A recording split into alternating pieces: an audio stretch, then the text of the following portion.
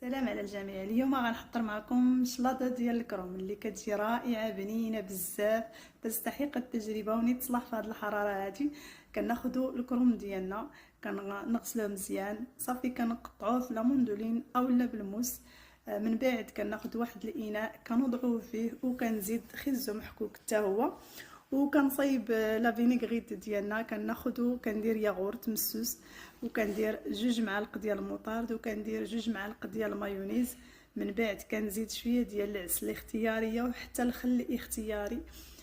صافي، وكنخلط المكونات ديالي مزيان بحال هذا الشكل اللي كتشوفوا تيندمجوا مزيان. من بعد كنقدمها، كتزيد ليها الزبيب اولا المكسرات اللي عندك.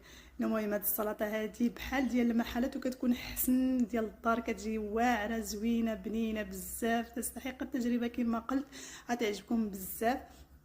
وبالصحه والراحه ومع السلامه.